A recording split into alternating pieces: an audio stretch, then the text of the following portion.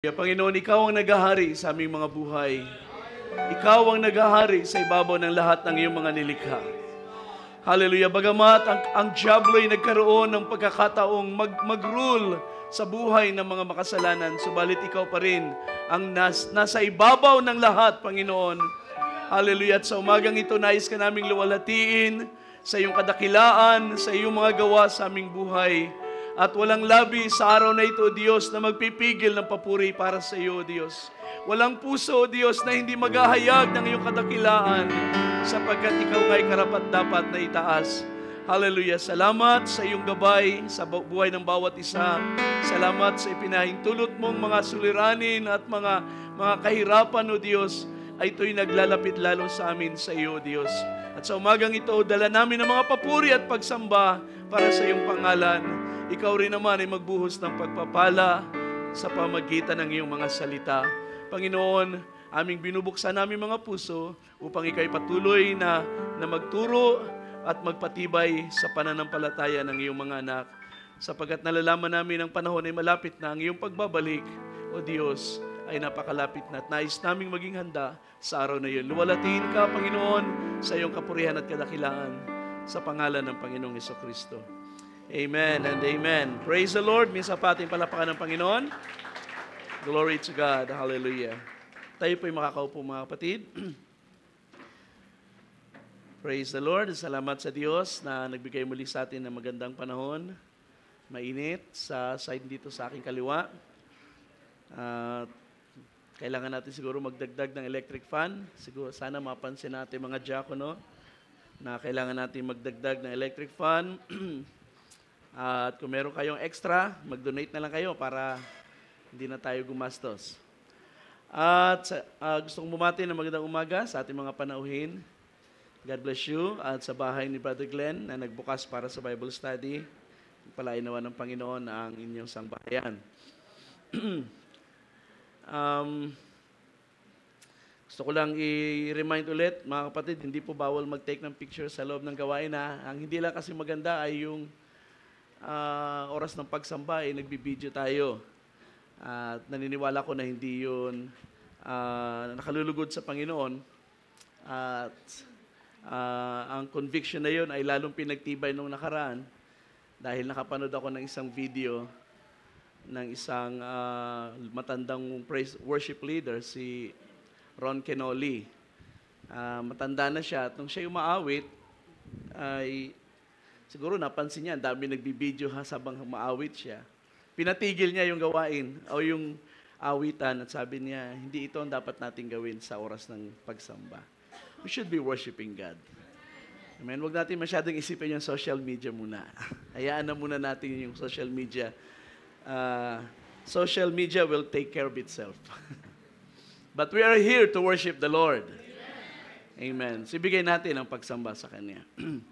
Right? So, yun lang naman po ang ating ibig sabihin doon. Pero kung meron kayong mga gustong videoan dahil may mga handog na awit ang inyong family, that's okay, mga kapatid. O gusto nyo picturean ng inyong anak na nakatayo dito sa harapan. Ako, gusto nyo picturean ngayon. That's okay.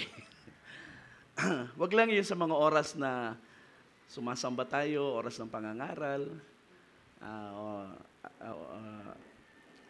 yung masyado tayong nakafocus sa mga bagay na yan. Okay? So, maging wise lang tayo sa mga ginagawa natin so that we will not grieve the Holy Spirit at maging lalong malakas ang pagkilos ng Diyos.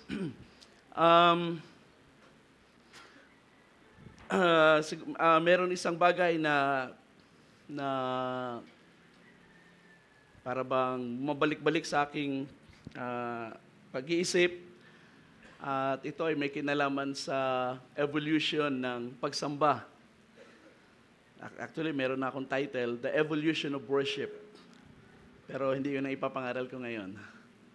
Naisip ko lang na ang pagsamba ng mga church sa panahon natin ngayon ay medyo nababago.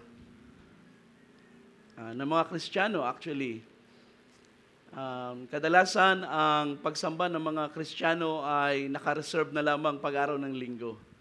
Kaya naman ang mga church ay parang nauobliga na mag-prepare ng isang gawain na very very conducive for worship. At para ma-encourage sa mga tao na sumamba. Subalit, I think there's something wrong with that sapagkat naniniwala ko na ang pagsamba ay hindi nakakonfine sa isang lugar.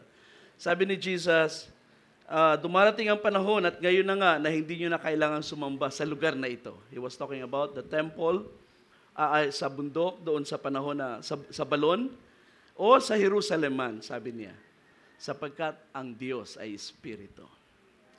Which means ang pagsamba ng mga mananampalataya ay hindi nakakonfine sa isang lugar. At kung hindi tayo worshiper sa buhay natin, sa bawat araw ng ating buhay, ang pagsamba sa oras na tayo nagkakatipon, mahihirapan kayong mag-create ng pagsamba. Kailangan pa kayong tulungan.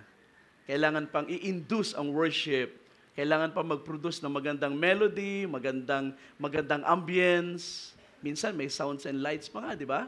Kikita nyo naman yung mga modern churches ngayon, para lang ang mga tao ma-encourage sumamba. That's because hindi na marunong ang mga churchgoers sumamba sa Diyos sa buhay nila. So let us learn to worship the Lord. Ang number one priority natin sa Diyos ay sambahin siya, mga kapatid. Amen. So let's do it sa buhay natin. Araw-araw ng ating buhay. Take time to worship your God.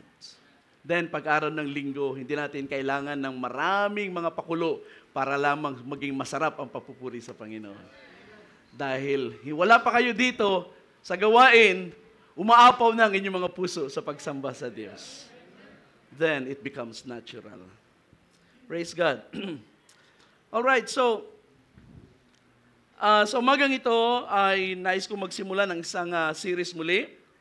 At tayo ay magsisiris ngayon sa Book of Exodus. Alright? At nais kong simulan ito. Explore natin ang buong Book of Exodus, hopefully. At medyo makapal yan. Last time, ang Genesis ay tinalakay natin pero nag-focus lang tayo sa mga doctrines na na-introduce sa unang aklat ng Bible. But this time, sa Book of Exodus, ay gusto kong explore natin ang buhay ng Israel mula sa panahon na sila ay nasa Egypt hanggang sa sila ay inilabas ng Diyos. Okay, so bago natin basahin ang text, ay gusto ko ipakita sa inyo ang outline natin sa series na ito. Meron itong tatlong major portions, tatlong parts. Ang part 1 ay, pwede mo bang i-display yung aking ginawa? Yung isa. Okay. So meron itong 3 parts. Ang unang bahagi ay, saan na yun? Wala. Anong pa-malfunction yung ating So we have ang part 1 ay ang Israel sa Egypt. Israel in Egypt.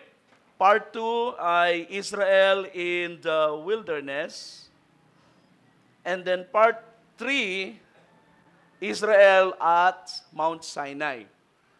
So yun ang nakita kong magandang major division ng Book of Exodus. At yun ay nagpapakita ng kalagayan ng Israel sa 3 lugar.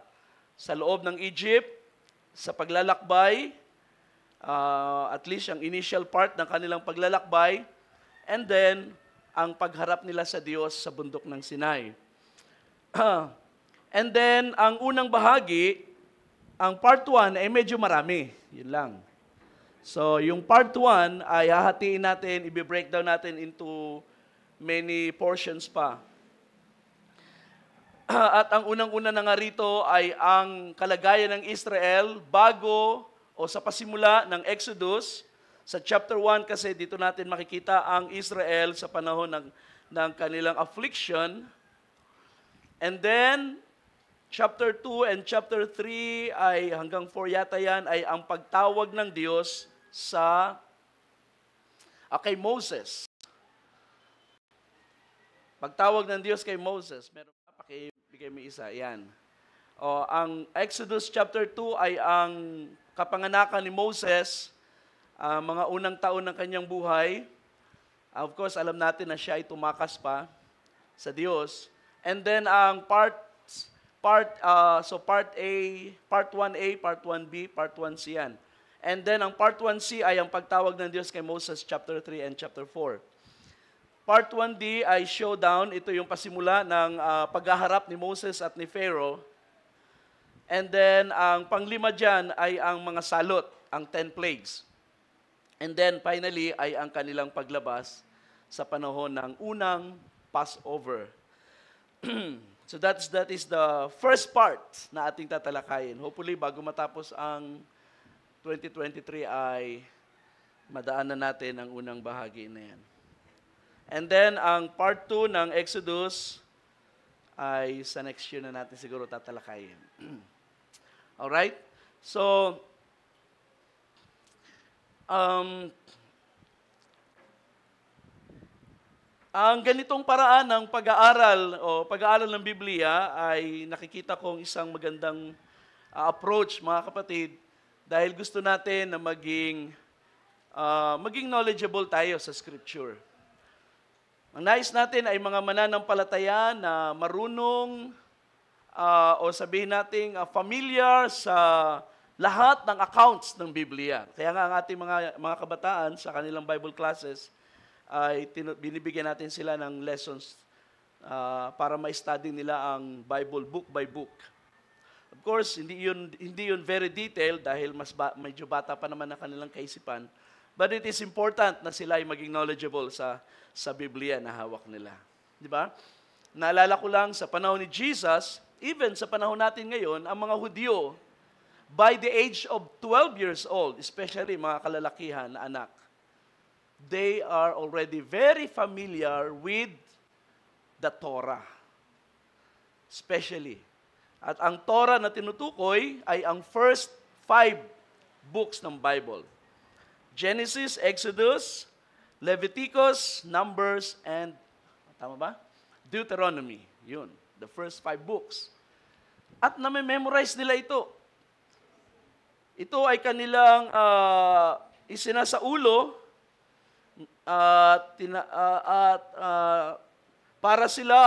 para ma-memorize nila ang mga salita ng Diyos ay in-encourage silang magbasa, mag-spend ng time na magbasa at mag-memorize, and then sila ay magre-recite on special occasions, especially sa araw ng Sabat. Pag sila ay nagpapahinga on the 7th day, sa bahay nila ay mayroong mga scripture memorization. So I hope na huwag niyong pabayaan yan, mga magulang, especially mga tatay. Mag-lead kayo sa inyong bahay, sa inyong mga anak, sa pag-guide sa mga bata na maging familiar sa salita ng Diyos. And if I am going to suggest pinakamaganda sa ating mga anak ay unang-una maging familiar sila sa ating Panginoong Hesus. Diba? Let them know the Lord Jesus Christ. So, ipamemorize nyo sa kanila ang Book of Matthew. Medyo mahabang Book of Matthew, simulan nyo sa Book of Mark. 16 chapters lang ang Book of Mark. In that way, bago sila lumabas sa sanglibutan, bago sila questionin ng mundo, bago sila ibuli ng sanglibutan ng mga kaibigan sa labas, alam na nila, kilala na nila ang Panginoon nila. At yun ang pinakamahalaga, mga kapatid. Sabi ng Panginoon sa isang preacher na nag-struggle because he wanted to know how the evil spirit works. At siya ay nag-struggle sa bagay na yun.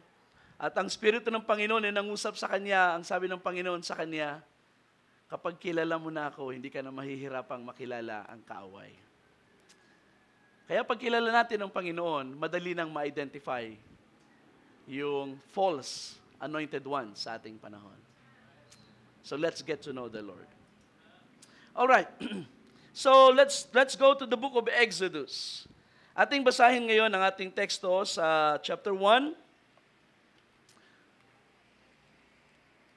Simulan natin sa verse 8 hanggang 12. So ito lang ating basahin muna sa part na ito. Ang sabi rito, "Now a new king arose over Egypt who did not know Joseph. And he said to his people, Behold, the people of the sons of Israel are too many and too mighty for us. Come, let us deal shrewdly with them, otherwise they will multiply. And in the event of war, they will also join those who hate us and fight against us and depart from the land. So they appointed taskmasters over them to oppress them with hard labor, and they built for Pharaoh storage cities, Pithom and Ramses." Verse 12, "But the more they oppressed them, the more they multiplied, and the more they spread out, so that the Egyptians, dreaded the sons of Israel." Praise the Lord. Ang Diyos magpala na kanyang mga salita. So it's a very good start, mga kapatid, na ating makita kung ano ang kalagayan ng Israel bago nagsimula o bago nangyari ang Exodus. Madami materials tayong explore sa pag-aaral na ito, mga kapatid. Again, bakit kailangan natin pag-aralan ng Book of Exodus? Unang-una, magandang malaman natin, maunawaan natin kung paano ang Israel ay naging isang bansa. Dito lumitaw ang Israel as a nation. Sa Genesis kasi, wala pa ang bansang Israel. There was only Abraham, Isaac, Jacob, and then yung kanyang mga anak. Yung kanyang 12 sons. It was in Exodus, sa aklat ng Exodus, lumitaw, nangyari na ang 12 sons ni Jacob, ni Israel, o pinalitan ng kanyang pangalan, from Jacob to Israel, dito na lumitaw as a nation ang kanyang 12 anak. It was a very small beginning, pero by the time ng Israel ay lumabas ng Egypt, they were a mighty nation. Pangalawa, maganda rin nating malaman kung paano nagpaparallel ang buhay ng Israel at ng church. Si Brother Branham ay mayroong series in 3 or 4 parts patungkol sa parallel ng church at Israel. Israel in Egypt, Israel in the wilderness, and then Israel in the promised land. So ganun ang kanyang pagparallel sa buhay ng Israel at ng church. At yun ay dadaanan din natin, but in a more detailed way, hopefully, sa series na ito. Sa 1 Corinthians 10, gusto ko lang ibigay ang verse na ito. Sa verse 11, sabi ni Paul, "These things happened to them as an example," referring doon sa mga nangyari sa Israel, specifically sa wilderness, "and they were written for our instruction, upon whom the ends of the ages have come." So ang mga bagay daw na nangyari sa Israel ay naisulat para sa ikatututo natin na dinatnan ng huling araw. So tayo yung mga nasa huling panahon. Kaya ang pag-aaral ng buhay ng Israel ay merong malaking advantage sa atin. May maraming bagay tayong matututunan upang magamit natin sa buhay natin ngayon na tayo ay nasa huling mga panahon na. Of course, ang Israel, ang natural people ng Diyos, tayo naman ang kanyang spiritual people. So there is always a relation. Hindi mawawala ang koneksyon ng Israel at ng church. Sa ibang theologians, sa mga Calvinist, meron silang tinatawag na covenant theology, kung saan ang kanilang pagkaintindi, ang church ngayon ay continuation ng Israel. So there is only one covenant of grace, at ito inintroduce kay Abraham, lumitaw ang kanyang family, naging bansa, and then, pagdating sa panahon ni Jesus, tayo na ngayon ang Israel. So wala sila nakikitang difference except ang isa ay nasa Old Testament time at ang isa ay nasa New Testament era. Pero it's a continuation. And that is why, para sa kanila, kung sa panahon ng Israel ay merong circumcision, which is actual na circumcision, na kung saan ang mga bata at the age of 8, especially ang mga boys, ay tinutuli, and by virtue of circumcision, the child becomes part of the people of God. They become part of the covenant. Pagdating sa New Testament, ang teaching nila ay ang water baptism ang siyang nag-i-introduce sa mga bata para maging part ng body of Christ, ng church, which is the spiritual Israel. Kaya pala, nagbabaptize sila ng mga sanggol. Sapagkat kapag ang bata ay nabaptize at the age, habang bata pa, then automatically, hindi na niya kailangang mag-confess ng faith in the same way na ang mga sanggol sa panahon ng Israel, hindi naman kailangang magsabi, I believe in the God of Abraham. Tinuli lang sila. So ngayon, babaptize lang ang bata, automatic part na siya ng church.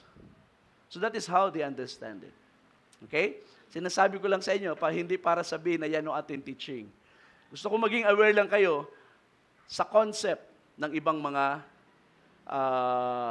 preachers. But we understand kung ano ang ibig sabihin ng Biblia, ng New Testament sa baptism, at kung bakit mahalaga ang baptism ay ma-introduce sa mga adults. Sapagkat sa panahon ng Ebanghelyo, napakahalaga ang individual confession. Ang pagsisisi, pag-acknowledge ng kasalanan, at pagpapabautismo sa pangalan ng Panginoong Hesus. Yan ay hindi pwedeng gawin sa mga bata. So it's a different thing. Ang relasyon ng Israel at ng church ay pareho silang, ang Israel ay type and shadow, samantalang ang church, ito ang reality. Okay?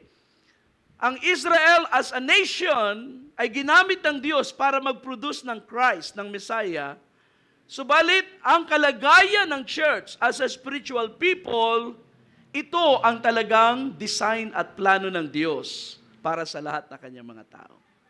Which means, even si Abraham at ang mga Old Testament saints, kailangan silang maging spiritual people in order for them to become part of the family of God.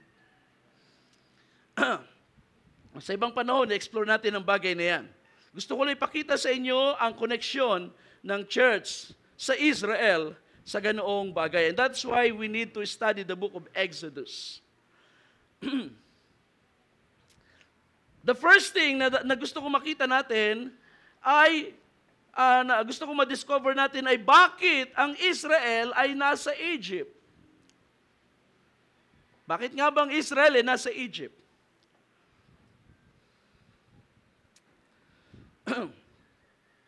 And there are two reasons kung bakit ang Israel ay nasa Egypt sa pasimula ng book of Exodus.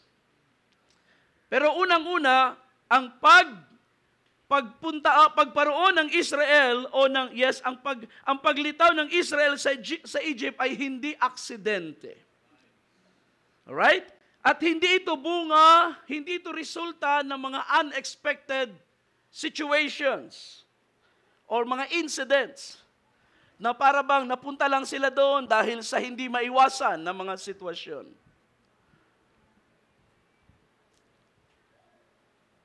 Makikita natin na ang Israel ay nasa Egypt by God's divine providence. Ito ay plano ng Diyos, ito ay dinesign ng Diyos. First reason, binasa natin last time ang Genesis 45, kung saan si Joseph ay nagpaliwanag sa kanyang mga kapatid sapagkat sila ay natatakot na sila ay maghihiganti ang kanilang kapatid ngayong siya ay governor ng Egypt. At anong sabi ni Jose sa kanila? Huwag kayong matakot, huwag kayong mag-alala, huwag kayong magalit sa inyong sarili na ipinagbili ninyo ko dito. Sabi niya, for God sent me ahead of you to save lives.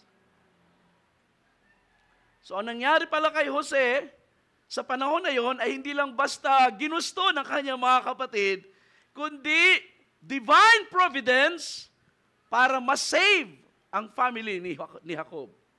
Sabi sa verse 7, God sent me ahead of you to ensure for you a remnant on the earth and to keep you alive by a great deliverance. Okay? Para kayo ay i-survive, para kayo ay manatiling buhay.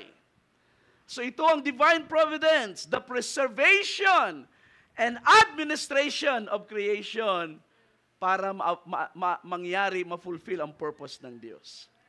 May purpose ang Diyos sa bansang Israel, wala pa ang Israel, sa mga anak ni Jacob, may purpose ang Diyos sa family ni Abraham, at nang dumating ang isang problema sa lupa na alam ng Diyos kung hindi siya mag-i-intervene, ay mapapahamak ang family ni Abraham, ang Diyos ay naghanda ng provision. So, inorchestrate ng Diyos ang mga sitwasyon, nagalit ang mga kapatid ni Jose sa kanya, at ipinagbili siya, all the while, ang Diyos pala ang nasa likod ng istorya. Praise God! And that's the reason, hindi na kailangan maghiganti ni Jose. Hindi na niya kailangan sabihin, bagamat yan ay plano ng Diyos, pero nasaktan ako sa ginawa ninyo. Hindi na niya kailangang manumbat. Kinalimutan niya ang offense ng kanyang mga kapatid. At sabi niya, ang Diyos ang may plano nito. Huwag na kayong mag-alala, hindi ako maghihiganti sapagkat hindi kayo ang may gusto nito. Ang Diyos ang may plano nito para iligtas ang ating family by a great deliverance. At alam natin kung gaano kaganda ang nangyari.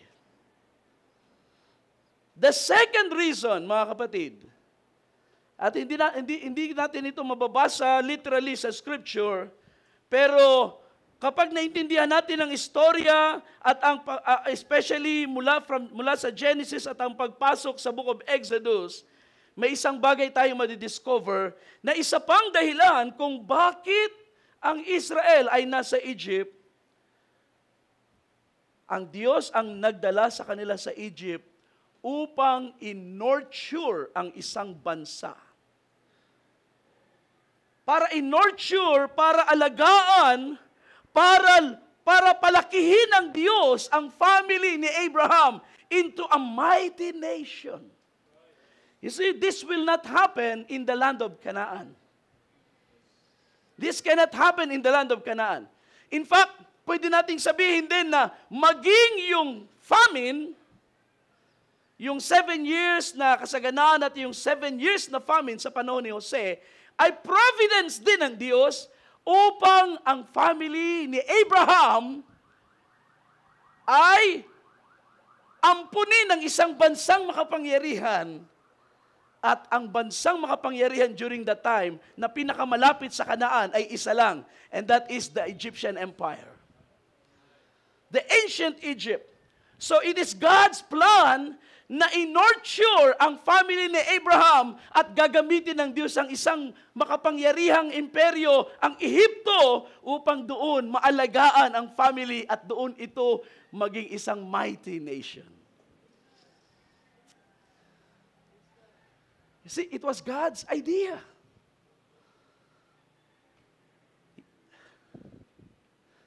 Ang Israel ay hindi napunta sa Egypt by accident, by unforeseen circumstances. God saw everything. Nakita ng Diyos ang lahat ng mga mangyayari at inalaw ito ng Diyos na mangyari upang hindi mapigilan ang kanyang plano. In fact, ito ang kanyang plano na maging malaking bansa ang pamilya ni Abraham. Sabi ko nga, hindi ito mangyayari kung ang Israel o ang family ni Jacob ay nasa Kanaan. Sapagkat doon sa Kanaan, remember, from Abraham hanggang sa panahon ni Jacob, ang family na ito ay nasa lupain ng Kanaan. At marami ditong city-states na nagtatalo-talo, nag-aaway-away, nagko-compete sa isa't isa, at ang family ni Jacob, family ni Abraham, at ngayon ay nasa ilalim ng leadership ni Jacob, ay walang lugar sa Kanaan para sila ay lumaki na isang malaking bansa. Pero merong nakita ang Diyos na isang magandang lugar. May isang bansa na hindi siya sinasamba at naging malaking bansa. Inalaw ng Diyos na lumaki ang Ehipto, maging makapangyarihan. Alam niyo ba, during this time, ang Egypt, ang kauna-unahan, ang una sa mga malalaking imperyo. Bago nagkaroon ng Babylonian Empire, meron munang Egyptian Empire. Inalaw ng Diyos ang Egypt ay lumaki, maging makapangyarihan, ang mga Pharaoh ay maging mayaman, upang pagdating ng panahon, gagamitin sila ng Diyos para mag-alaga ng kanyang bansa. Nakikita niyo ba ang gawa ng Panginoon, mga kapatid? Alright?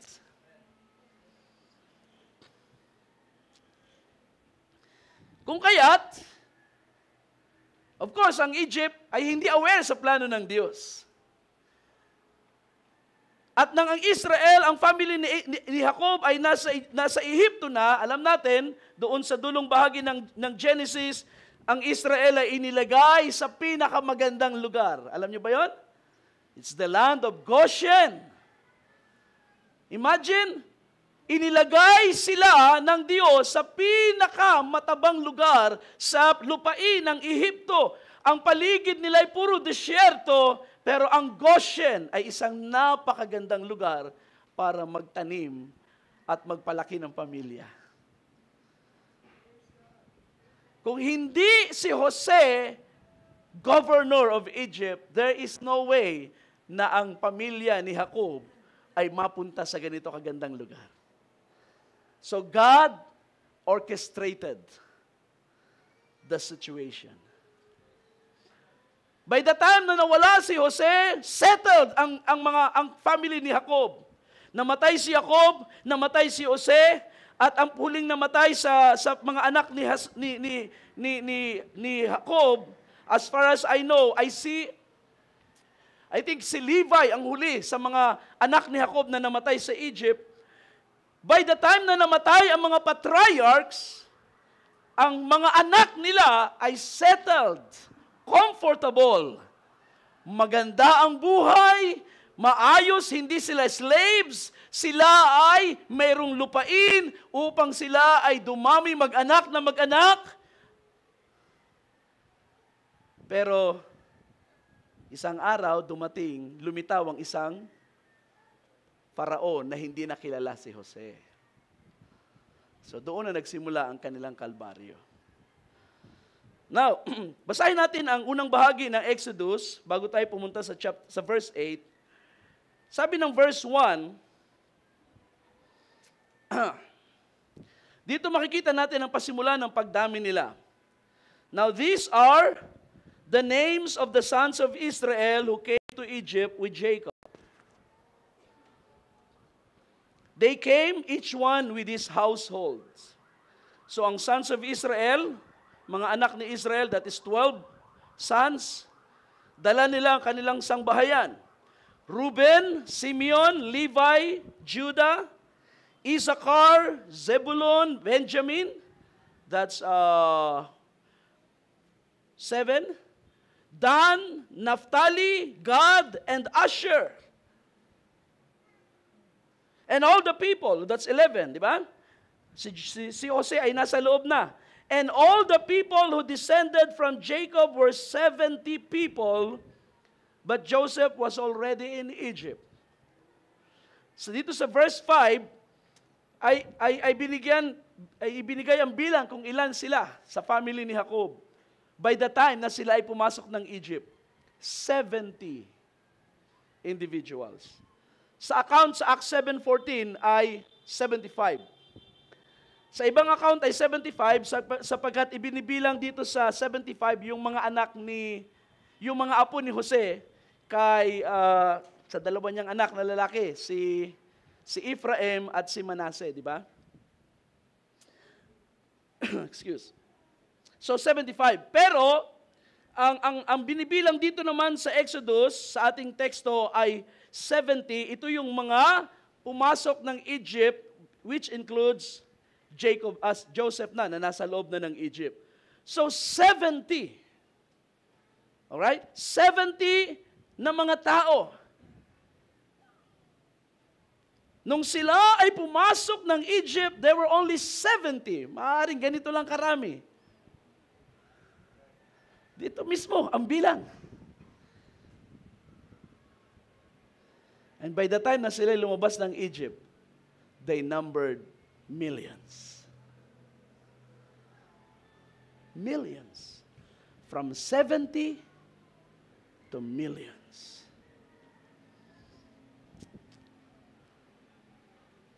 Ang ganitong exponential growth ng isang pamilya, especially during that time, ay hindi mangyayari sa disyerto. Ito ay mangyayari lang sa isang magandang lugar na ang mga tao ay hindi napipressure, very comfortable, at walang problemang mag-anak na mag-anak. God provided a place for them.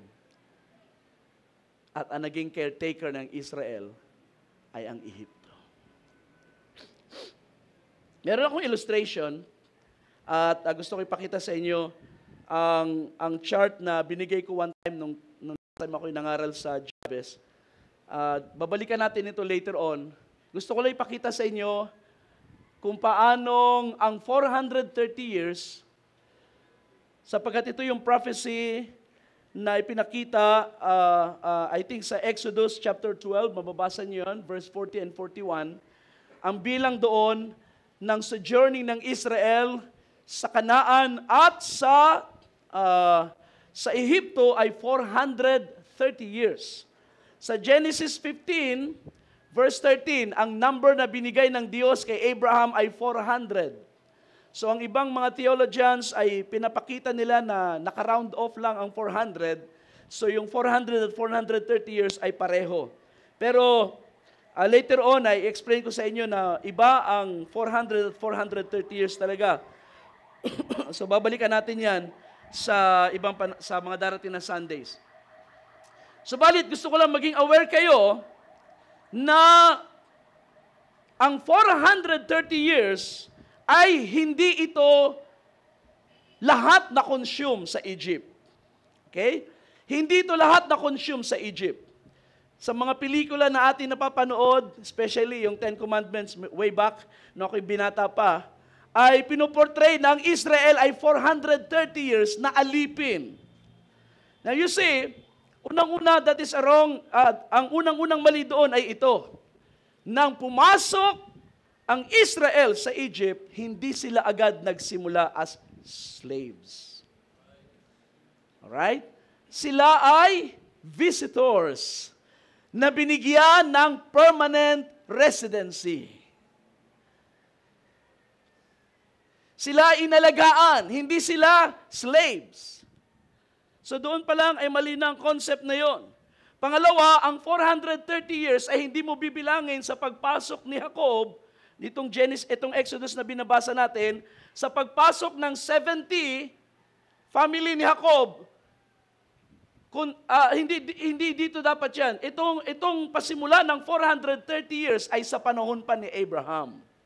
Ika-clarify ko sa inyo yan later on. Ito ay sa panahon pa ni Abraham at ang unang 215 years, ito ay ang sojourning ni Abraham, ni Isaac, ni Jacob at ng kanyang 12 mga anak. At ito ay nagtapos sa sojourning nila sa Canaan, pagpasok nila sa Egypt. So, and by the time na pumasok ang family ni Jacob sa Egypt, ang 7 years famine ay 2 years nang nagaganap. 2 years nang nagaganap. Nang magsimula ang 7 years na kasaganaan at si Jose ay lumuklok sa kanan ni Faraon, basahin ninyong Genesis, Joseph was 30 years old. Alright? He was 30 years old sa panahon na ito, at nung si Jose ay namatay, he was 110 years old. Yan ay nasa Genesis 49 o 50. 110 years old siya. So from 30 years old, madali lang yan i-compute mga kapatid, nang si Jacob ay pumasok ng Egypt, tapos na ang 7 years na kasaganaan, 2 years nang nagaganap, nangyayari ang famine. So by this time, si Jose ay almost 39 or 40 years old na. Okay? Pumasok si Jacob, pumasok ang 70, sa kalagitnaan na ito ng 430 years. At simula ng panahon na yon, hindi sila agad slaves, sapagkat buhay pa si Jose. 12 years later, namatay si Jacob. And then, 60 years later, namatay si Jose. 60 years after ng pagpasok. And then, magdagdag ka pa na, I think 12 years, pagkamatay ni Jose, another 12 years, namatay si Levi, the last of the patriarchs, na namatay sa loob ng Egypt. Simula noon, after na wala na mga patriarchs, doon lang natin pwedeng i-account na ang mga Israelites ay nagsimula ng mag-suffer sa Egypt. Sapagkat ang sabi ng binasa natin sa verse 8 sa ating teksto, there arose a new king over Egypt who did not know Joseph. So ibig sabihin, balikan mo, by the time na nangyari ang panahon ng nagsimula ang pagpapahirap sa mga Egyptians, wala na si Jose at hindi na siya kilala. Or sabihin man natin hindi kilala, hindi kilala na hindi kilala ang pangalan, kundi hindi na siya ina-acknowledge. Intindihan natin. So, kung titingnan natin, itong natitirang 215 years na simula ng pagpasok ng 70 souls hanggang sa Exodus, hindi ito na-consume lahat sa slavery. Okay? Kung ating bibigyan ng pag-computations pa, ang bondage, ang affliction dito ng Israel sa kamay ni Faraon at ng taskmasters ay hindi lalagpas ng 200 years.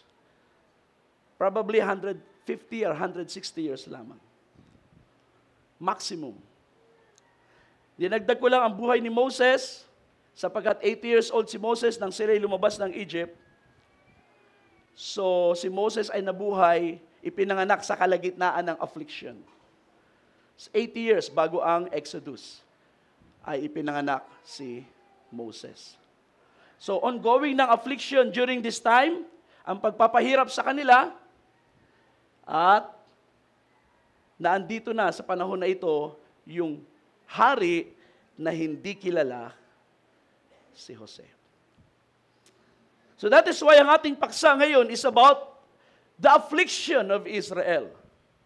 They were afflicted, but they are not forsaken. Sila ay pinahirapan, pinahintulot ng Diyos na sila ay pahirapan. Subalit, hindi sila pinabayaan ng Diyos, sapagkat ang mismong pagpasok nila sa Egypt ay plano ng Diyos. Hindi sila dinala sa Egypt para pahirapan. Dinala sila doon para sila ay alagaan. Pero bakit nagsimula ang affliction? Sapagkat itong bagong hari at ang kanyang kingdom, ang kanyang palasyo, ay nagsimulang makaramdam ng threats. Saan sila na-threaten? Hindi naman mga warriors ang mga anak ni Jacob. Pero na-threaten sila dahil, ang sabi ng Biblia, dumami ng dumami ang mga Israelites. Sabi ng verse 6,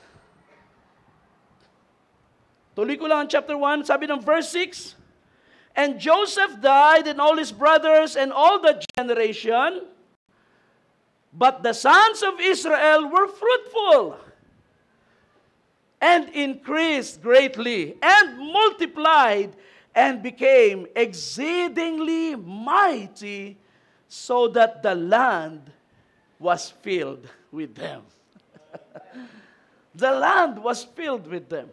You know, naalala ko nung ako, nung mga unang taon ko sa Antipolo, sabi ko, parang ang daming Koreano dito. Pag napapansin mo na, parang every few minutes, pag naglalakad ka sa kalsada, ay meron ka nakikitang foreigner, no, katulad nun, Koreano. Parang may nakakita ko ng Koreano. Alam niyo na ibig sabihin nun. Dumadami sila sa Pilipinas.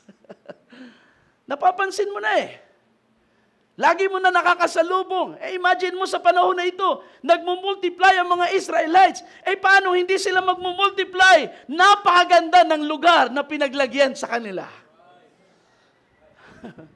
At yun ay hindi aksidente. Yun ay ginusto ng Diyos sapagkat gusto ng Diyos ang family ni Abraham ay lumaki. Di ba? Yan ay promise ng Diyos kay Abraham. You can read that in Genesis 15. Sabi ng Genesis 15 verse 4 and 5, sapagkat si Abraham ay nagsabi, Panginoon, wala akong anak. Pag namatay ako, si Eleazar na aking alipin, siya ang magmamana. At anong sagot ng Diyos? This man will not be your heir, but one who will come from your own body shall be your heir. And God took him outside and said, look now towards the heavens and count the stars if you are able to count them. So shall your descendants be. So ang pagdami nila ay hindi lang dahil sa walang magawa yung mga mag-aasawa. Dumadami sila sapagkat gusto ng Diyos. It is a promise being fulfilled. Hallelujah. Kaya huwag kayong magtaka kung kayo ay dumadami, lumalaki ang pamilya ko, Panginoon, ang dami ko ng pakakainin. Well, kung yan ang plano ng Diyos na paramihin ang iyong pamilya, magkaroon ka ng maraming anak, and then later on, magkaroon ka ng maraming apo, then so be it. Sa ating panahon, ang pagdami ng mga anak ay laging itinuturing na problema, laging itinuturing na para bang ito ay sumpa. Bakit ang dami kong anak? Mahirap ako. Kung ika'y anak ng Diyos, unang-una, hindi ka mahirap, ika'y pinagpala. Pangalawa, ang buhay mo, ang pamilya mo, ay may plano ang Diyos sa pamilya mo. So don't ever count them as problems. Count them as blessings. Kung sabihin, Pastor, bakit sa aming pamilya, sa aking magkakapatid, ako lang ang may pinakamaraming anak? Di ituring mong blessing. Anak ka ng Diyos eh. Then magsimula kang humakbang at magtiwala sa plano ng Diyos. Kung ikaw ay dumadami, then lalo kang kumapit ngayon sa Panginoon at sabihin mo, Lord, hindi ito ang gusto kong mangyari. Pero kung itong pinahintulot mo, gusto kong malaman ano ang iyong plano sa buhay ko. Praise God. You know, there was a time na ang ating fellowship ay inaccuse na denomination. Sapagkat ang sabi ng mga critics, ang fellowship sa Jabez, masyado nang dumadami. Hindi ako naniniwala na yan ay kalooban ng Diyos dahil ang sabi ng Biblia, ang kawan ng Diyos ay little flock. So nagsimula sila mag-critic at magsabi, bakit dumadami ang mga tao sa fellowship ninyo? Denomination system na yan. Imagine mga kapatid, para i-accuse Ang paglago ng mga tao ng Diyos, ang paglago ng gawain ng Diyos ay accused na ito ay sistema ng tao. Paano kung ang nangyayari, lumalaki ang gawain dahil sa mga taong tinatawag ng Diyos at iniipon at pinagpapala sa fellowship. Hindi naman tayo nag-announce at nag-invite, welcome po mag-affiliate ang mga simbahan. Walang ganong announcement. But churches came. Ang mga ministers ang nagsasabi, we want to go, we want to participate in your fellowship dahil naniniwala kami gumagawa ang Diyos sa inyong mga pagkakatipon. So anong ibig sabihin nun? Ang paglago ng gawain ay plano ng Diyos. Right. Plano ng Diyos. At naniniwala ko ang paglago ng ating gawain ay plano rin ng Diyos, mga kapatid. So God was using Egypt. Sabi sa verse 13 pa, Genesis 15, 13 and 14, God said to Abraham, know for certain that your descendants will be strangers in a land that is not theirs, where they will be enslaved and oppressed for 400 years. But I will also judge the nation whom they will serve, and afterward they will come out with many possessions. So makikita natin na pinlano ng Diyos na ang mga anak ni Abraham ay mapupunta sa isang bansang hindi sa kanilang lupain, subalit ang hindi ginusto ng Diyos doon ay yung sila ay maging slave. And still God allowed it, pero dahil sabi ng Diyos, I will judge that nation. Hahatulan ko ang bansa na yan na mag-i-enslave sa kanila. Alright. So dito natin makikita ang divine providence ay gumawa sa panahon na yon. God was going to fulfill a promise kay Abraham. Magiging kasindami ng mga bituin sa langit ang iyong mga anak, ang iyong lahi. And so God was determined to fulfill, and God chose a nation na kung saan doon ito ang magno-nurture sa family ni Abraham upang maging isang malaking bansa, and Egypt was that nation. But Egypt was not aware of God's plan, at nang dumadami ng mga Israelites, na-threaten na sila. So Israel was afflicted because Egypt was threatened by her growth. Natitreaten ang Ehipto sa paglago ng Israel, ng family ni Israel.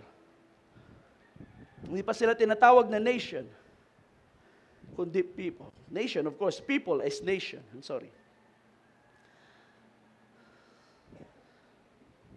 Now, dito pa lang sa chapter 1, meron ako na-obserbahan na ang salitang mighty, referring to Israel, to the people of Israel, ay ginamit dito sa chapter 1 pa lang, 3 times na ginamit ang description na ang Israel ay mighty.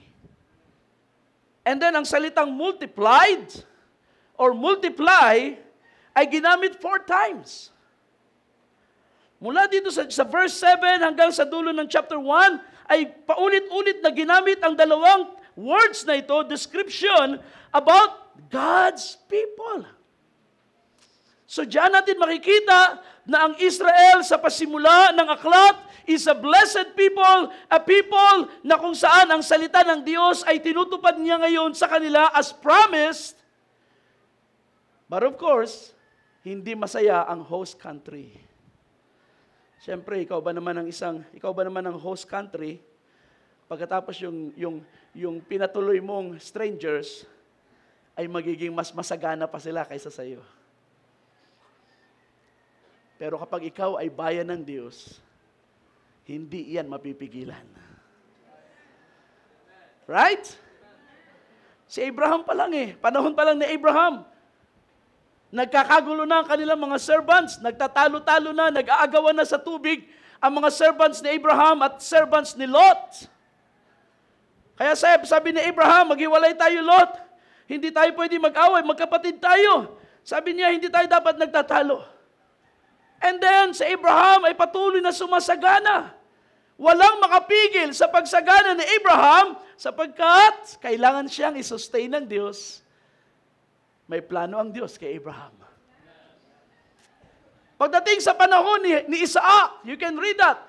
Pagdating sa panahon naman ni Isaac, natitreten ang mga kapitbahay niya na mga families sapagkat si Isaac ay dumadami, sumasagana ng sumasagana.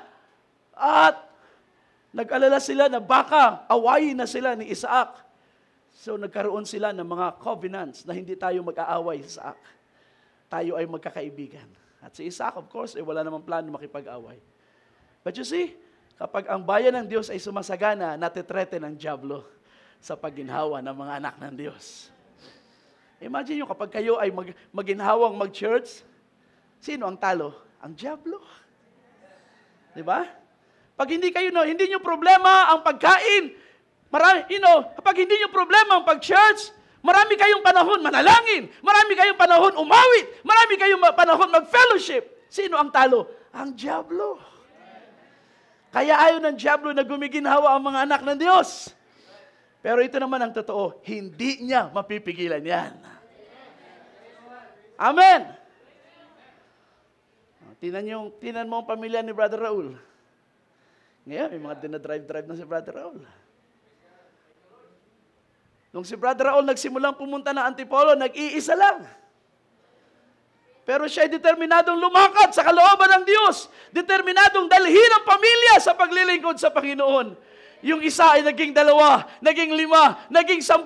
Hanggang ngayon ay halos lahat ng mga kapatid ay mananampalataya. And God is fulfilling His plan. Kapag ikay lumalakad sa kanyang salita, ang talo dyan lagi ay ang dyablo. Hindi niya kayang pigilan ang paglago ng mga anak ng Diyos. Praise God.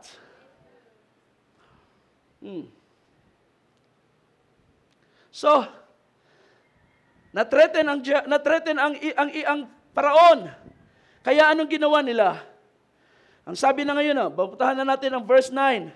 Look, the people of the children of Israel are more and mightier. There are too many and too mighty. Sabi sa Nasby. Verse 7, ang sabi doon, ano ba yung sabi sa verse 7? They multiplied and increased greatly. They were fruitful and became exceedingly mighty. At pagdating sa verse 9, mismo sa bibig ng hari ng Ehipto, anong sabi? The people are too many and too mighty for us.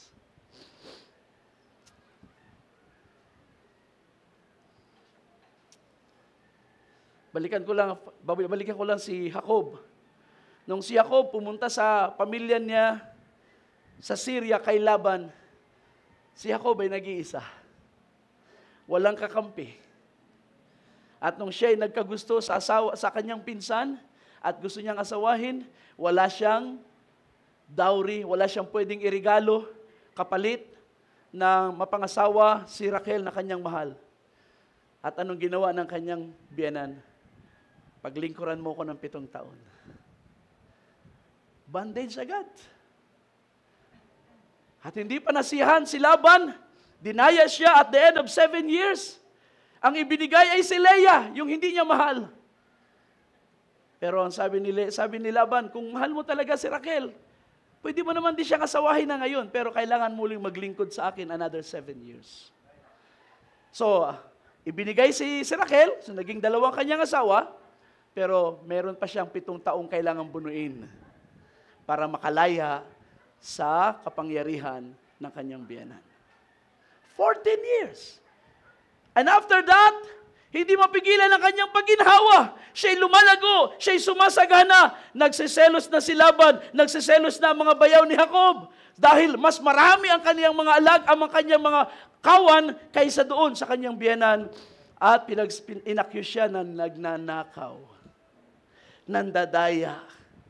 Pero sabi ni Jacob, ako nga ang inyong dinaya 14 years ako naglingkod para sa aking asawa, minamahal na asawa.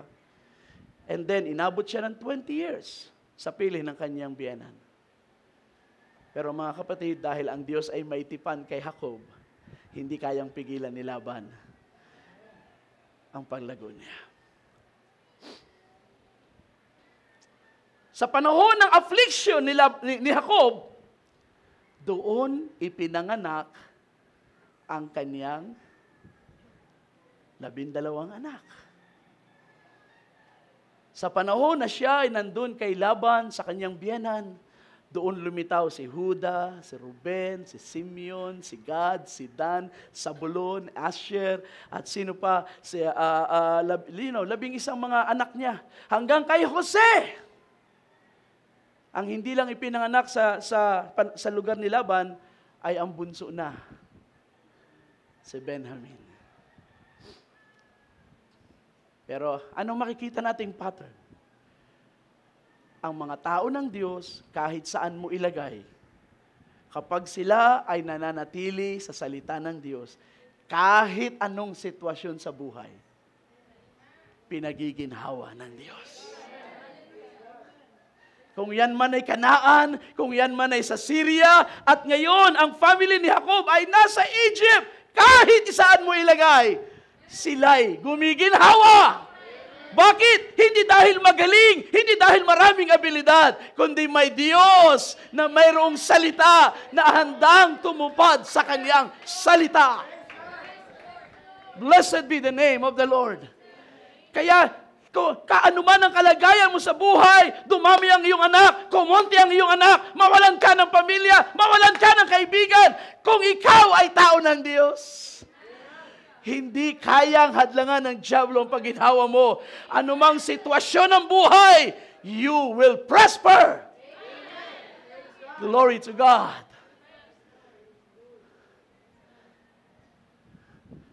Kailangan mo lang sampalatayanan ang salita ng Diyos.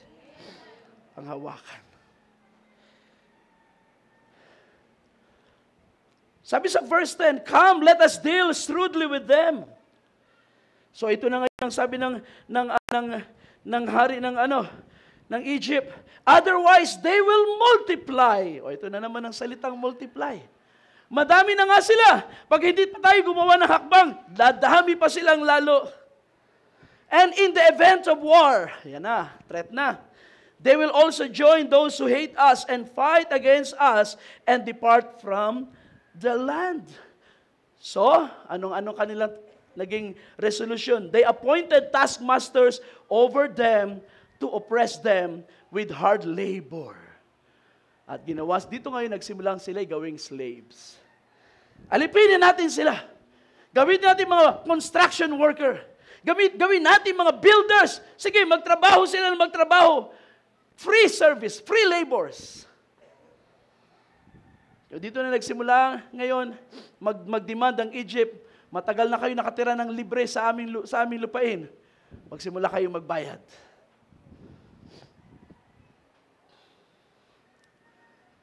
Pero anong sabi ng verse 12?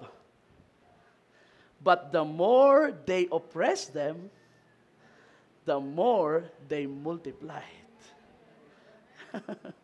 And the more they spread out." Habang lalong ina-afflict ang Israel, lalo silang dumami at lalo silang nangalat. So that they dreaded the sons of Israel. Nagsimula na silang matakot. Ako, kahit saan ako lumingon, may Hebreo. Naalala ko nung panahon na ang dami-daming Koreano sa Antipolo. Sabi ng mga naririnig ko, sinasakop na tayo ng mga Koreano. Kahit saan, may Koreano. Sa mall, may Koreano. Sa palengke, may Koreano. Sa kalsada, may Koreano. Kinokonquer niya tayo ng mga Koreano. And last time I checked, chinek ko talaga ito mga kapatid para sa inyo. As of 2017, merong 91,000 mahigit na Koreanong nakatira sa Pilipinas. So that was 2017. So maaaring ngayon ay more than 100,000 na. Kaya huwag kayong magtaka, lagi nyo mamimit ang mga Koreano. Mag-aral na lang kayo ng Koreano.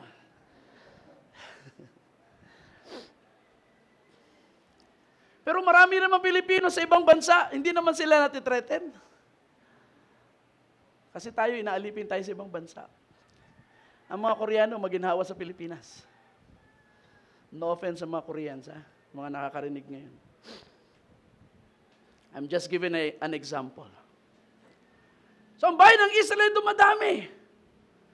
At nagsimulang matakot ang mga Egyptians. Everywhere they turn, dumadami. Siyempre, nag-i-spread out na eh. Baka doon sa Goshen, medyo puno na ang Goshen. Nagsimula na ngayon lumabas ang ibang mga family. Medyo masikip na tayo dito sa Goshen, Dad. Pwede ba, lipat ako doon sa tabi ng Nile. Doon kami sa beach, sa Alexandria. Doon kami sa may mga desert part. So nagsisimula mag-spread ang mga Egyptian, ang mga Israelites, and they dreaded the sons of Israel. At nang mangyari ito, the Egyptians used violence to compel the sons of Israel to labor. So ngayon, puwersahan na. They made their lives bitter with hard labor in mortar and bricks and all kinds of labor in the fields, all the labors which they violently had them perform as slaves. So dito na nagsimula ngayon ang violent, yung hard labor ng Israel na they were oppressed. So yun pala, ang dahilan doon ay yung mga Egyptians, kumbaga sa term natin ngayon, napaparanoid. They see a people na i-conquer sila. Samantalang wala namang ganong plano ang Diyos. Merong lugar ang Israel. Hindi nila kailangan i-conquer ang Egypt because they have a place na inihanda ng Diyos. Goshen was temporary. And yet, ang mga kaaway, ang Egypt, ay hindi komportable sa paglago at pagdami ng mga Israelite. So, the more they were oppressed, the more they multiplied. And I hope na yan din na nararanasan ninyo, mga kapatid. Kapag kayo'y binibless ng Diyos, dumarating ang oppression ng kaaway. Nagsisimula siyang maglagay ng mga problema na dati naman na hindi mo problema. Nagsisimula siyang mag-create ng mga sitwasyon na hindi para sa iyo, hindi maganda para sa iyo. Pero tandaan mo, kung ang Diyos ay nasa panig mo, you can only multiply and multiply and multiply. At ang oppression ng kaaway ay hindi makakahadlang. Mas lalo kang pararamihin ng Diyos.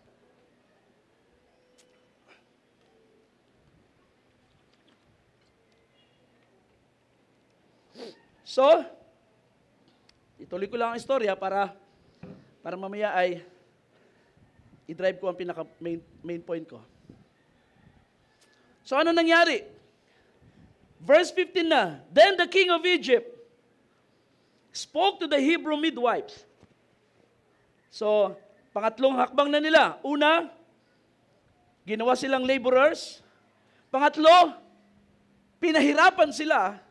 Binigyan sila ng mahihirap na trabaho as free labors.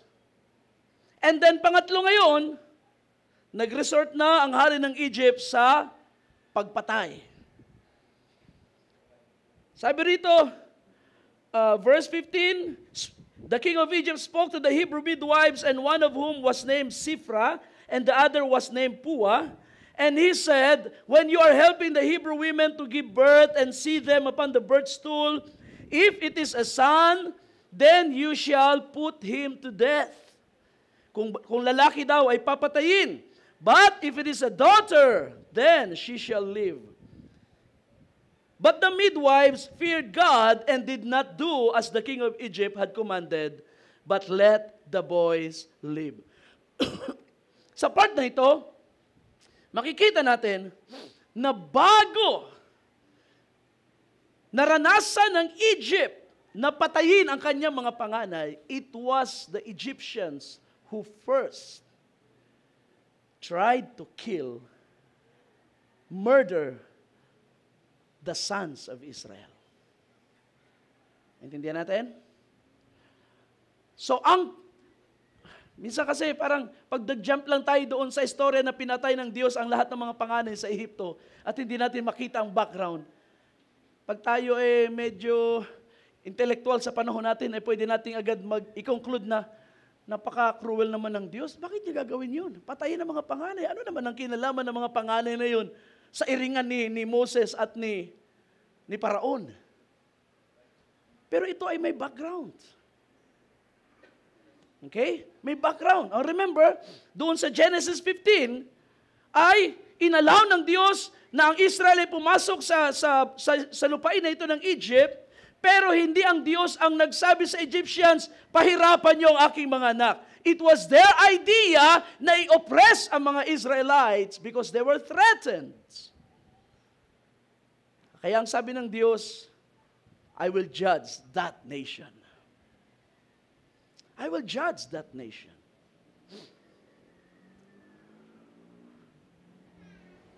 So it was the Egyptians who first had the idea. Patayin natin ang mga sanggol ng mga lalaki. Bakit patayin ang mga sanggol ng mga lalaki? Sapagkat ito yung nagpaparami. Diba? Mas maraming mga lalaki, mas mabilis dumami ang mga Israelites. Pero kung mga babae yan, kung babae lang ang mabubuhay sa mga anak, then konti ang mga lalaki, then hindi masyado mababawasan ang exponential growth sa bilang ng mga Israelites. In other words, gusto ng dyablo na maging inutil ang mga anak ng Diyos. Gusto ng dyablo maging impotent tayo. Kung hindi man niya mapigilan na tayo ay maglingkod sa Diyos o mag-express ng ating faith, the least He will do is gawin kang unfruitful. Right. Sapagkat, ano nga naman ang magagawa natin? Kahit tayo Sunday after Sunday after Sunday, nasa church, pero kung hindi naman tayo nag-aanak, hindi naman nagpuproduce ng bagong converts, sige, bahala na kayo dyan. Di ko kayo kaya, pero at least, wag na kayong madagdagan. Yan ang gusto ng dyablo, na ang buhay ng church ay maging stagnant. Kaya, huwag kayong pumayag na kayo ay maging unfruitful. Sons and daughters of God. Babalikan ko ang ilang beses ko nang tinanong sa inyo, when was the last time na kayo ay nag-akay ng mga tao sa Panginoon? Simula nung kayo naging mananampalataya, when was the last time na meron kayo nadala sa Panginoon, mga tao na inyong mahal na nasa sanlibutan at naakay sa Diyos sa Panginoon sa Kanyang biyaya? Hindi man tayo magaling mangaral mag-share, pero meron tayong nadadala sa Panginoon because of our testimony. What is that? That is being fruitful as Christians.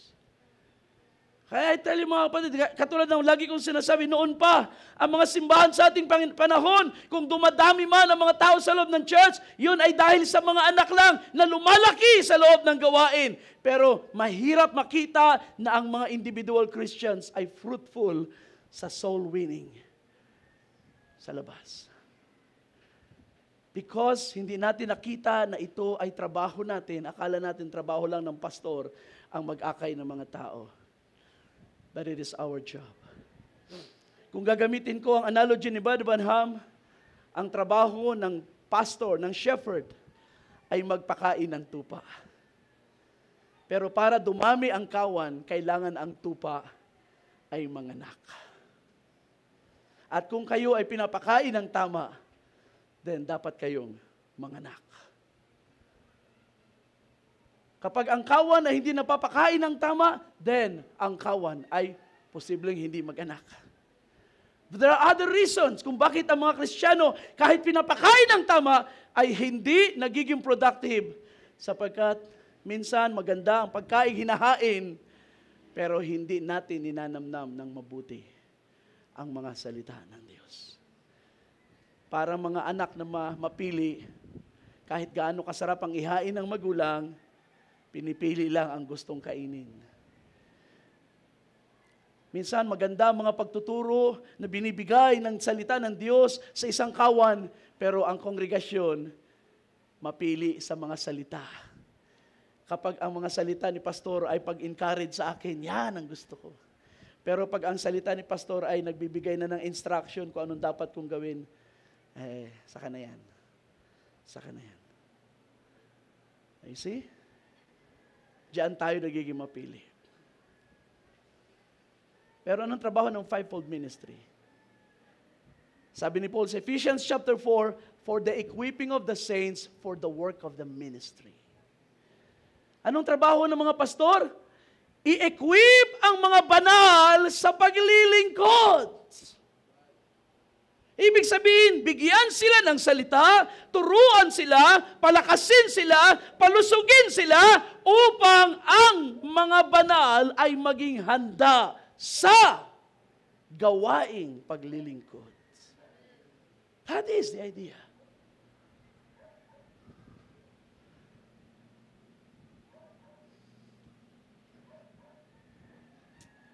Kung kaya't ang fivefold ministry ay may malaking trabaho. And yet, ang lahat ng trabaho ay hindi nakasalalay sa kanila. Ang lahat, ang paglago ng gawain ay nakasalalay sa mga banal. Sa mga banal. Kayo ang dapat maging mabunga. Kayo ang dapat mag-anak. Kayo ang dapat mag-produce ng mga kaluluwa na maakay sa Panginoon upang maturuan at tumibay at ang kawan ng Diyos ay lumago ng lumago. Masaya tayo na tayo ay naakay, na may mga taong ginamit ng Diyos sa buhay natin. Tama? Masaya tayo. Salamat sa buhay ni Brother Dante. Salamat sa buhay ni Brother Raul. Ako ay nadala sa Panginoon. Salamat sa buhay ni Sister Mirna. Sa buhay ni Brother Elmer. Ako ay nadala sa Panginoon. Pero how about you? Sino naman ang iyong nadala sa Panginoon? Gusto mo bang maging blessing ka rin? Hindi ba't magandang maging blessing ka rin sa buhay ng iba pang kaluluwa? Na may magsasabi, salamat sa Diyos na yung naakay ni Brother Raul ay nakaakay sa akin sa Panginoon. That is how we multiply.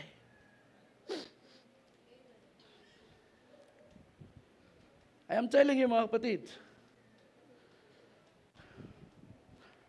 ang malusog na iglesia ay hindi mapipigilan sa paglago. Hindi mapipigilan sa paglago ang malusog na iglesia. Ang malusog na iglesia ay hindi malusog dahil sa isang tao. Dahil sa isang magaling na preacher. Dahil sa isang effective na elder or pastor sa kanilang kalagitnaan. Ang isang iglesia ay malusog dahil ang bawat miyembro ay malusog. Ang bawat pamilya at individual sa gawain ay malusog ang spiritual life. At kapag kayo malusog, para tayong, naalala ko lang yung mga manok sa kulungan, yung mga layers. Kapag ang mga manok ay napapakain ng tama, nako, araw-araw ay maraming gumugulong ng mga fresh eggs. Kahit sa ang sulok ng farm, doon sa pugad, doon sa sahig, doon sa mga damuhan, kung saan-saan yan, kapag ang mga manok na yan ay malusog at gumagala ng malaya at walang stress, nako, ang daming mga itlog na pinupulot. Bakit? Because that is the life that is in them. Ang buhay na nasa atin ay either patay o buhay. Kung ito ay patay, wala itong may puproduce. Pero kung ito'y buhay, kung si Kristo ay buhay sa atin, then kailangan itong maalagaan para maging mabunga ang ating spiritual life. It is God's design. Because may nais gawin ng Diyos sa ministry. You see mga kapatid, kung ang plano ng Diyos kay Abraham ay maliit lang, hindi na kailangang palakihin ng Diyos ang pamilya ni Abraham. Pero mayroong binitawang salita ang Diyos kay Abraham, I will make you a father of many nations. And that is a big plan. At hindi ito mangyayari na si Abraham ay nag-iisa. Kailangan ni Abraham dumami. Kailangan ni Abraham mag-produce ng maraming anak. And that was God. What God intended to do. Na si Abraham ay paramihin upang ang mga bansa ay maabot ng Diyos. That's why Abraham became a father of many nations. From Abram, ginawa siyang Abraham. Ang pangalang Abram ay exalted father. Ibig sabihin, marangal na ama. At yun si Abraham, nung siya ay nagsisimula pa lang maglingkod sa Diyos, he was respected, he was a noble person, a worshiper of God. Pero ang plano ng Diyos ay hindi lang sa Abraham, exalted father. Ang grand plan ng Diyos, Abraham will be a father of many nations. So Abraham had to go a series of trials, at ang kanyang paglakad sa pananampalataya ay kinalugdan ng Panginoon. Until one day, sabi ng Diyos, baguhin ko na Abraham ang iyong pangalan, because now I have made you a father of many nations. Kings and princes. Sabi ng Panginoon, mga hari at mga prinsipe ay lalabas sa iyong tadyang. Okay, kung ito yung mga hari at prinsipe, ibig sabihin yung mga hari at prinsipe na yan ay magiging ruler din ng mga bansa, ng mga families, ng mga malalaking crowds. So ganoon ang design ng Diyos kay Abraham, and that is why Israel cannot help it. Siya ay magmumultiply, na magmumultiply, na magmumultiply, na magmumultiply. And the more they were afflicted, the more they multiplied. The more they were oppressed, the more they spread out. Kaya kung pinagpapala ng Diyos ang gawain, hindi maiiwasan, mga kapatid, mag-i-spread out ang inyong pananampalataya. Ito ay marerecognize sa ibang mga lugar. Ito ay pahahalagahan sa ibang mga dako. Kahit ang mga taong hindi talaga maniniwala sa mensahe, they will come to respect your faith. Sapagkat yun ang gusto ng Diyos na mangyari sa buhay natin. Hindi naman kailangan ng Diyos na ma-convert ang buong mundo eh. Pero ang sabi ni Jesus sa Matthew 24, ang ebanghelyo ng kaharian ay ipapangaral sa lahat ng mga bansa bilang patotoo. Hindi kailangan ma-convert ang lahat ng mga bansa. Pero ang gusto ng Diyos, makilala siya sa apat na sulok ng sanglibutan. Through the gospel. And that is why sabi ni Jesus, let your light shine. You are the lights of the earth. Let your light shine, that they, the world, may see your good works and glorify the Father in heaven. Amen? Nagniningning ba ang ating mga buhay sa ating mga trabahong kinalalagyan? Nagliliwanag ba ang ating mga patotoo sa mga kaibigan na lagi natin nakakasalamuha sa bawat araw? Nakikilala ba ang pananampalataya mo? Nakikita ba ang iyong mga mabubuting gawa? Eventually, naluluwalhati ang Diyos sa langit. At habang yan ay nangyayari, palalakihin ang iyong buhay. It cannot be helped. Now, basahin ko ang huling bahagi. Sabi sa verse 20, alam natin natakot sa Diyos ang mga midwives at hindi nila pinatay mga bata. Verse 20, therefore God dealt with the midwives and the people multiplied and grew very mighty. Binanggit ulit ang salitang multiplied at ang salitang mighty. So it was because the midwives feared God that He provided households for them. So nakita nyo? Pati ang mga midwives na hindi naman believers sa Diyos, but they feared, ay nakinabang sa favor ng Diyos, at sila ay nagkaroon ng mga provisions. So hanggang sa ano sabi sa verse 22, so Pharaoh commanded all his people, saying, every son who is born you shall cast into the river, and every daughter you shall save alive. So hindi na niya ngayon mapagkatiwala ng mga midwives. Anong ginawa ng hari ng Egypt? Ang mga Egyptians na ngayon ang kaniyang sinabihan. Pag may nakita kayong batang lalaki, sanggol na lalaki sa mga pamilya ng mga Israelites, ihagis nyo na sa ilog. So ngayon ay mas lalo naging mabigat ang problema ng Israel.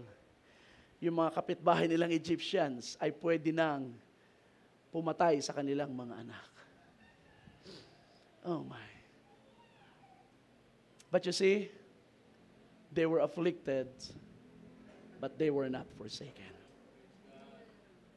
Nagsimula ang istorya sa Exodus na sila'y afflicted, pero nakikita natin, hindi sila pinabayaan ng Diyos. Sapagkat hindi sila pinaparusahan sa panahon na ito. Ang pamilyang ito na dumadami ay hindi pinaparusahan ng Diyos. Sila'y pinapadami lang ng Diyos upang isang araw ay dalhin sa lupaing inihanda ng Diyos para sa kanila. Yun lang ang plano ng Diyos, mga kapatid. At yun ang dahilan kung bakit may book of Exodus. Right? Now, bago tayo magtapos, gusto kong kumuha ng dalawang parallel sa istorya sa chapter 1. Una, makikita natin ang unang parallel na makikita natin ay ang nangyayari sa bansang Israel din ngayon. Sa ating panahon, sa 20th century. The same people. Ito ay sa panahon na sila nasa Egypt. Pero ngayon, ang Israel ay, ang nangyari sa kanila sa Egypt, ay may parallel sa mga nangyari sa kanila nang sila ay i-disperse naman ng Diyos sa mga bansa. Binasa natin last Sunday ang Romans 11, I think, So gusto kong kuhain ulit ang isang bahagi doon sa Romans 11 at makikita natin na ang pagkalat ng Israel sa mga bansa after ng rejection ng Messiah ay hindi ito judgment ng Diyos sa bansa. But it was divine providence. Sabi ng verse 8, just as it is written, God gave them a spirit of stupor, eyes to see not and ears to hear not, down to this very day. And David says, may their table become a snare and a trap, and a stumbling block and a retribution to them, and may their eyes be darkened to see not, and bend their backs continually. Now, dito makikita ninyo na ang nangyari sa Israel ay ang pag-reject sa Messiah ay hindi pinarusahan ng Diyos ng dispersion. Gusto kong i-clarify sa inyong bagay na yan, mga kapatid. Ang dispersion ng Israel ay hindi ito punishment sa pag-reject sa Messiah. Sapagkat ang nag-reject sa Messiah ay ang generation lang sa panahon ni Jesus. Alright? At ang generation na yon ay pinarusahan ng Diyos. 70 AD, winasak ng Diyos ang Jerusalem, giniba ang templo sa Jerusalem, at pinatay ang mga Hudyo, yung mga tao na nag-reject kay Jesus Christ. Alright? Now, kung ang purpose ng Diyos ay i-restore ang Israel, ay kayang i-restore ulit ng Diyos ang Israel after na sinunog at winasak niyang Jerusalem, isang generation lang ay pwede na ulit silang ibalik ng Diyos. Pero how come na umabot ng 2,000 years at hanggang ngayon hindi pa na-rebuild ang templo sa Jerusalem? It appears na ang nangyari after ng 70 AD at ang kalagayan ng mga Israelite na nagkalat sa mga bansa hanggang sa 20th century, ibang generation na yun, remember? Okay? Tandaan natin na hindi pa parusahan ng Diyos ang mga anak sa kasalanan ng kanilang mga magulang. Ang mga magulang nila ay pinarusahan na ng Diyos. Pero ang generation na ito ng mga Hudyo na bumilang ng panahon na nasa ibang mga bansa, Bakit sila nasa ibang mga bansa? Because God was dealing with the Gentiles. Di ba? Ang Diyos ngayon ay nakikipag-ugnayan sa mga Hintil. Mula sa panahon ni Pablo, nireject ng mga Hudyo ang gospel, tinalikuran sila ng Diyos. Pero itong generation ng mga Hudyo ngayon, hindi ito kasama sa mga tumalikod doon. Sila ay related, pero hindi sila guilty sa kasalanan ng mga Hudyo sa panahon ni Jesus at ng mga apostles. So how come na wala pa ring templo? Because God was dealing first with Gentiles. Kaya nga, ang sabi ni Pablo sa Romans 11, binulag ng Diyos, nilagyan sila ng espiritu ng pagkatulog upang hindi nila makilala ang Mesaya at talikuran nilang Mesaya sapagkat gusto ng Diyos. Natuparin ang kanyang isinabi kay Abraham, I will bless all the nations in you, Abraham. Ngayon, panahon na para tuparin naman ng Diyos ang pangako niya, ang isang bahagi ng pangako niya na i-bless ang mga Hintil. In your seed, all the nations of the earth will be blessed. Kaya kailangan talikuran, kailangan pansamantalang mabulag ang mga Israelite upang ang blessing ay pumunta sa atin. Hallelujah! Kaya ngayon tayo nakikinabang ng blessing ng binhi ni Abraham. Ang healing, ang power, ang miracles, ang biyaya ng Diyos, tayo ngayon ang nag-i-enjoy. Hallelujah! Hallelujah! Pero sabi ni Pablo sa Romans 11, pinabaya ba ng Diyos ang kanyang bayan? Hindi! So bakit sila nasa ibang mga bansa at nagkalat? Inaalagaan din sila. Kung paano ang 70 souls ay inalagaan sa Goshen. Ngayon, for the past 1,000 years, ay inaalagaan ang mga Hudyo, ang mga families sa Germany, sa Poland, sa Europe. Sila'y inalagaan, sila'y pinasagana ng Diyos. Pero may lumitaw na another Pharaoh, may lumitaw na Hitler na ayaw guminhawa ang bayan ng Diyos. Kaya in-afflict muli ang mga Israelites. But God has not forsaken them. Oh my! The more they were afflicted, the more they multiplied. Ano nagawa ng affliction ng World War I? Ano nagawa ng oppression ng Nazi, ni Hitler at ng maraming mga anti-Israel? Wala naman yung nagawa. Nag-create lang yun ng drama sa mundo. Pero ano pa rin ang outcome sa Israel? Sumasagana, gumiginhawa, dumadami, lumalakas ng lumalakas. Bakit? Because God has a plan. This is His people. And they are afflicted, but they are not forsaken. Amen. Kahit mag-aklas pa ang buong mundo ngayon, ang buong Europe ay mag-declare, stop the war in Gaza. Hindi mapipigilan ng diablo ang paglakas ng Israel. Kung gusto ng Diyos ang Hamas ay wasakin, wala na makakapigil dyan, mga kapatid. Walang Iran, walang Turkey, walang Russia, walang China na makakapigil dyan. Sapagkat sila'y hadlang sa pagginhawa ng bayan ng Diyos. Sila'y hadlang sa paglakas ng bayan ng Diyos.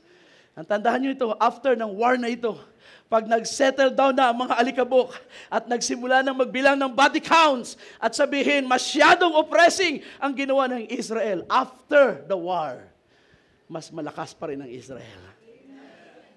No.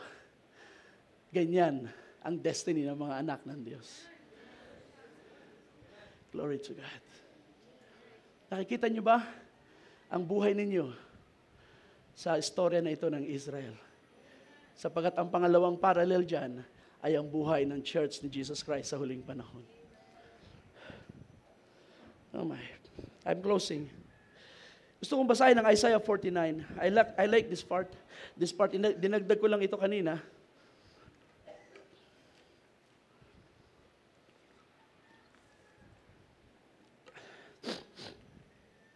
At gusto kong markahan ninyo ang chapter 49 na ito, verse 14. Because ang ganda ng salita ng Diyos dito. But Zion said, the Lord has abandoned me. The Lord has forgotten me. So ito yung nagiging damdamin ng mga Israelites sa kanilang sitwasyon na parang pinabayaan na sila ng Diyos. At ang Diyos ay sumagot agad, "Can a woman forget her nursing child and have no compassion on the sons of her womb? Even these women may forget, but I will not forget you." Tingnan nyo gaano karaming babae ngayon ang nag-aanak na gumagawa ng kasalanan at pag nabuntis, napakadaling i-abort ang buhay. But God cannot do that to you. I will not forget you. Behold, I have inscribed you on the palms of my hands. Your walls are continually before me. Ibig sabihin, that is the way na God is saying, I cannot forget you. I am always reminded of you. Every part of history, ang doon lagi sa harap ng Diyos, ang kanyang plano para sa kanyang bayan. Purihin ang Diyos. 17, your builders, hurry! Nagmamadali ang iyong mga builders. Your destroyers and devastators will leave you. Raise your eyes and look around. All of them. Gather together. They come to you as I live, declares the Lord. You will certainly put them all on as jewelry and bind them on as a bride. Now, ano ito? Ibibihis daw na gaya ng alahas ng Israel. Tingnan natin. For your ruins and deserted places and your destroyed lands, now you will certainly be too cramped for the inhabitants, and those who swallowed you will be far away. Ibig sabihin dito, magugulat ka, biglang magiging masikip ang iyong lugar. The children you lost will yet say in your ears. Ibig sabihin ito yung mga Israelites na nagkalat. Anong sasabihin? The place is too cramped for me. Make room for me that I may live here. Then you will say in your heart, who has fathered this for me? Since I have been bereaved and by children and cannot conceive, I am an exile and a wanderer. And who has raised this? Sino ang nagpalaki sa kanila? Behold, I was left alone, and where are these from? This is what the Lord God says. Behold, I will lift up my hand to the nations and set up my flood to the peoples, and they will bring your sons in their arms, and your daughters will be carried on their shoulders. Kings will be your guardians, princesses your nurses. They will bow down to you with their faces to the ground and lick the dust from your feet, and you will know that I am the Lord. Those who hopefully wait for me will not be put to shame. Di ba kung ano ang pinapakita dyan? Yan ang nangyayari ngayon sa Israel. Simula ng pagpasok ng 20th century, na biglang nagdagsaan ang mga Hudyo na hindi akalain kung saan galing. And why are they have one desire, to go back to their homelands. I was left alone. I was bereaved. Saan galing ang mga ito? Sino ang nag-alaga sa kanila? Sabi ng Panginoon, sila'y pinaalagaan ko sa mga bansa. Sila'y pinaalagaan ko sa mga hari. Sila'y pinaalagaan ko sa mga prinsipe. At ngayon, the same nations na nag-alaga sa kanila, ngayon ay unti-unti silang iipunin at ibabalik sa iyo. Kaya huwag kayo magtaka kung bakit ang Israel, ang Palestine na lupain na yan, ay hindi mawawala, hindi pwedeng mawala sa Israel because kulang pa nga yung lugar. Kailangan pang ma-occupy ng Israel ang marami pang portion na dating nasa ilalim ng kontrol at teritoryo nila. Bakit? Sapagkat may salita ang Diyos na nagsasabing, dadami sila. Wala pa nga sila sa sariling lupain, dumami na. Lalo na ngayong sila ay nakabalik na sa kanilang lupain. Hindi sila kukonte, hindi sila mababawasan. Lalo silang dadami. The more na sila i-oppress ng Hamas at ng Hezbollah, the more na sila i-oppress ng mga Arab nations, the more they will multiply and the more they will spread out. Wow. I am surprised, mga kapatid, how literal is the fulfillment of God's words. It is fulfilled exactly as the word says. See? Ngayon, ino-oppress sila. Huwag na kayo magtaka. Just pray for Israel. Because ang dulo niyan, Israel always wins. Because God is on her side.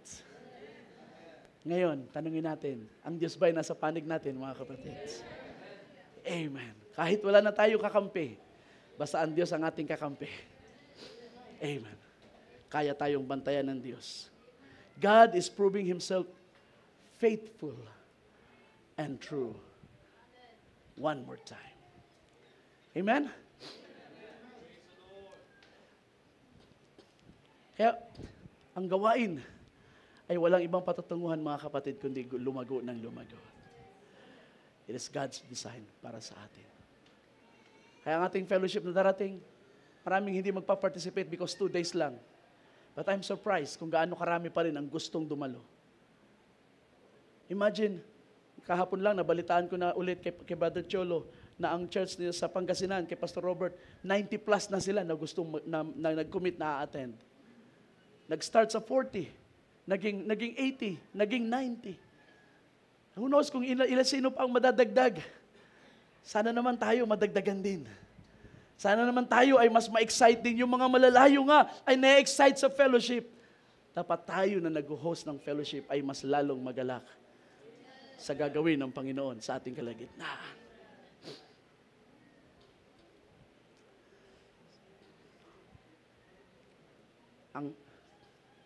Ang isa pang parallel na napakaganda ay kung paano tayong pinalago ng Diyos even before na tayo ay tinawag sa mensahe. Because most of us ay may pinanggalingang denominations. May pinanggalingang sistema ng religion na somehow for the first few years ng ating Christian life, ginamit yun ng Diyos para tayo palaguin. Para tayo alagaan, tayo ay alisin sa sanglibutan. Kahit Trinitarya yan, pero ginamit yan ng Diyos para tayo makalaya sa mga bisyo. Right? Kahit sila ay sabihin natin, tunes sila, naniniwala sa mighty God at almighty God, and yet somehow nagamit sila ng Diyos para tayo ay maihandang ating buhay at tayo ay palakasin ng palakasin. Hanggang sa isang araw, dumating ang mensahe at nagtawag sa atin palabas sa sistema. Kung noon pa lang binabantayan na tayo ng Diyos, edi lalo na ngayon. Amen. Lalo na ngayon. Kahit ganun tayo unbeliever pa, walang aksidenteng kayang kumitil ng buhay mo. Walang tragedy na kayang mag-wipe out sa iyo sa lupa. Lahat ng panganib na maaaring maging fatal sa iyo, nire-reverse ng Diyos. Bakit? Kasi tatawagin ka niya. Dahil ikaw ay ilalabas niya at dadalhin sa kanyang salita. Ganyan kaganda ang plano ng Diyos, nakatingin siya sa lahat na nangyayari sa ating mga buhay. Amen. Kaya nararapat na siya ay ating luwalhati.